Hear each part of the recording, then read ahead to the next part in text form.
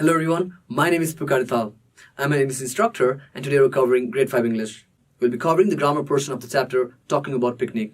We'll be reading present tense. Let's begin the class. So let's start the grammar portion of the chapter talking about picnic. Let's start with number 6, word power. Could be a bit tricky here. Simple word and you'll find it difficult to figure it out, especially when the letters are all jumbled up. Okay, so make meaningful words from the given jumbled letters. So all the letters are all jumbled up and we have to find a perfect word. First is CTTIRIST. So can you make it out? Second is SAELNTPA. Third, MMOETER.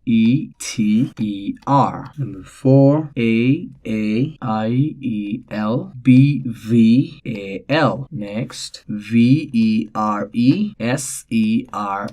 Alright, let's continue ahead. CHTAP. ZNNOIRM. Next, ADYELRA.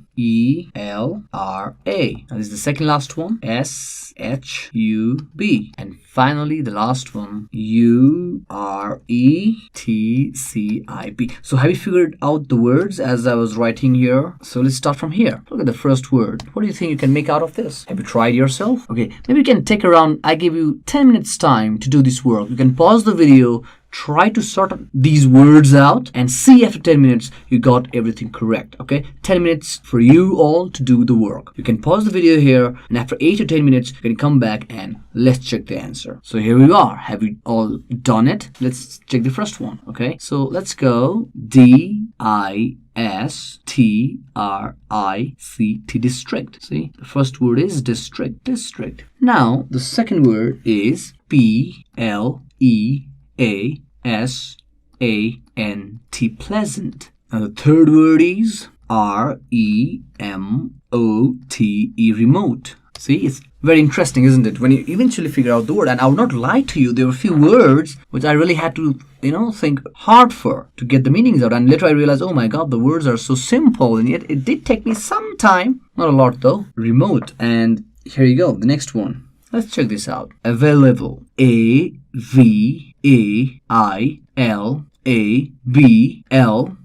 There you go. Available. Now the next one, it would be preserve. PRESERVE.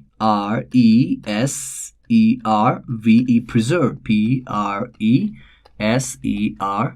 Preserve. Let's continue. Now this is going to be CHTAP. Patch. PATCH. Patch. TCH. Patch. And this is very simple and it took me quite a time to figure this out. And eventually it's very simple. We often use this word every morning. MORNING. Morning. And this is already. ALREADY. Already. This is HUBS. Hubs. And finally we have picture. PICTURE.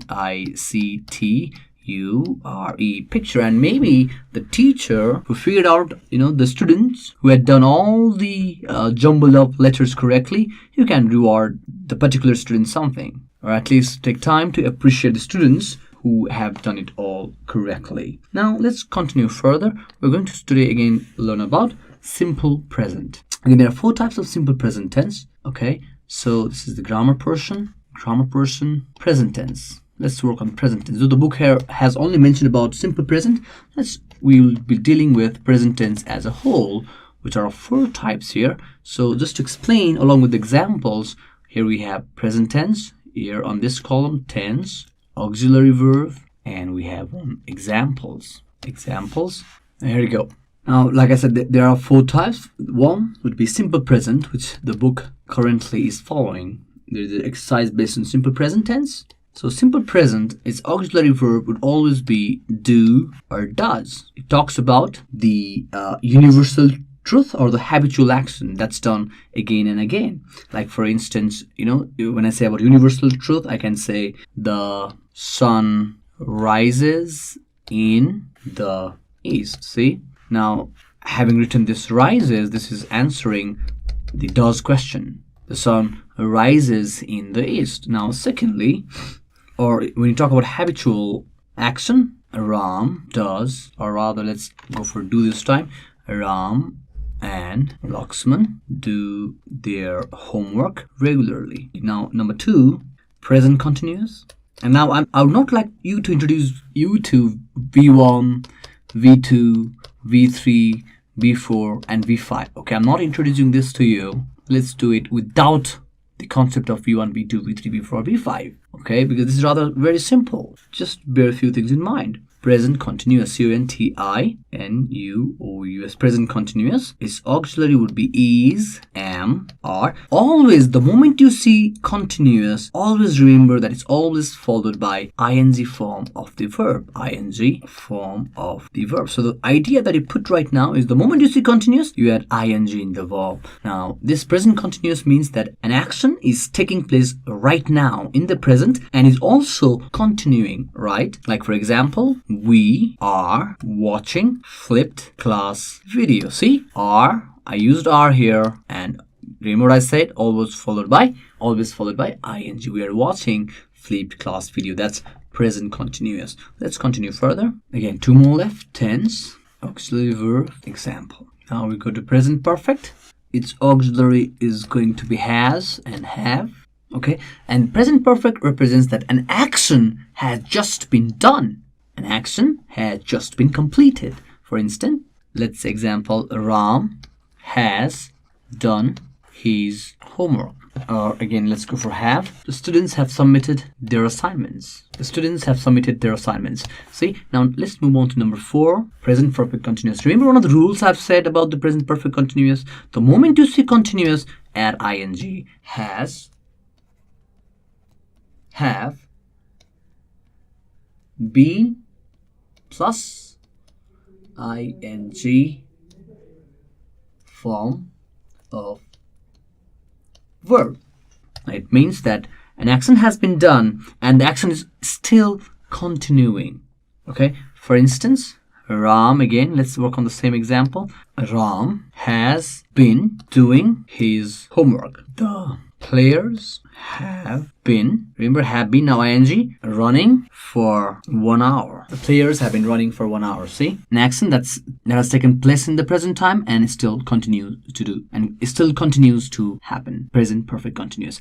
Now, bearing these things in mind, let's come back to the exercise where the book focuses primarily on simple present tense. Now, here you go. There are a lot of examples given by the book here. I'm going to write that down, okay? Now, it also says as a note, we use the simple present tense to describe universal truth and habitual action. The sun rises in the east. It is the universal truth. Rivers flow downwards. Again, universal truth. It is very cold in winter. See, these are all the examples of simple present tense, all right? Water boils at 100 degrees Celsius. Now, something as simple as milk is white or blood is red. Milk is white. He always eats fruits. He goes to office daily. They often eat fish. Fish live in water. Birds fly. Now, let's continue here. These are just examples. Go through this example and do keep in mind the auxiliary do and does and the universal truth, of course. Now, the book says fill in the spaces with the following verbs. So verbs are given here in a bracket. So let's fill these spaces with the verbs given. So let me first write down the verbs given in bracket. Am, rains, cannot, is, sets, sleep, are. Okay, so let's look at the examples now. The sun, not examples, the exercise. There's a space in the west. Number 2, Mount Everest, the highest mountain. We see the air. Number 4, people at night. Number 5, it in August. Number 6, I, a big space, in grade 5. And apparently, number 7, we, this is space, all Nepalese. Now let's see what verb are we putting in the spaces. The sun, isn't it pretty simple? The sun sets in the west. We cannot see the air. Very simple, isn't it? And you can do the rest at home as a homework, or you can do it in the classroom as well. Right? Now let's continue further. Number 10, put the following words in alphabetical order. Now here are the words given. Country, bound, mountain, picnic, wood, exciting, cool, and many. So what is alphabetical order then? Have you ever seen how words are kept in dictionary? They start from A and all these words always end at Z, right? So these formation of the letters from A to Z are called alphabetical order. Like for instance, if there are two words given here, apple and Adam. So of course both start from A. So what we do here is we first write A and then check out what is the next word that comes first in alphabetical order. Is it D or P? It's D, isn't it? That's why we put D here, Adam, and then apple comes second. Are you getting my point? Similarly, if the words are aeroplane, attract, bat, and cat, let's say, for example, okay? So if you are to put this in alphabetical order, so what do you think comes first? First comes aeroplane. First comes A, of course. So we first then choose out between. Now, because there are two words starting from A,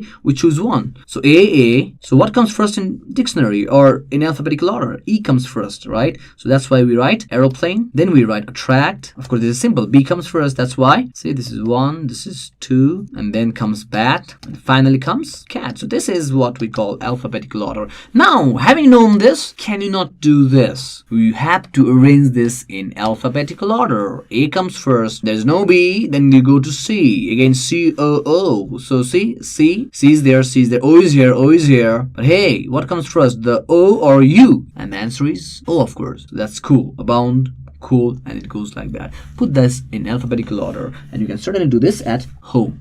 Let's move further. Number 11, pronunciation. Pronunciation. Here's expert, which is a noun, and again expert, which is a verb. Present, which is a noun, and present, which is verb here. Okay, we have record, again, which is a noun, and we have record, which is a verb. Now, you know what? These words are called homonym. Homonyms, why? Look at them. They're pronounced the same, they're spelled the same, but yet their meaning differs. Pronounced the same, spelled the same, their meaning differs. Okay, and the other one is called homophone. In the case of homophones, they are pronounced the same, spelling and meaning differs. In the case of homonym, pronounced and spelled and pronounced and spelled same. Of course, here even in this case, meaning differs. Okay, so these are here expert, present, record. Look at that. They are pronounced same. They have the same spelling. That's why they are called, these kind of words are called homonyms. Okay, and there are certain words, for example, bear and bear. See, they're pronounced the same, but their spelling differs and meaning differs. They are homophones. Okay, so this, it's worth knowing. Now, just to write a paragraph. 12. Write 8 or 10 sentences describing your. It's a very sweet and short one paragraph. That is just 8 or 10 sentences describing your place, where you live and where it is, right? So just give a very sweet introduction of the place where you live. This you can certainly do it at home. So thank you very much, and if you have any queries, feel free to email us at learning@deerwalk.edu.np. Thank you.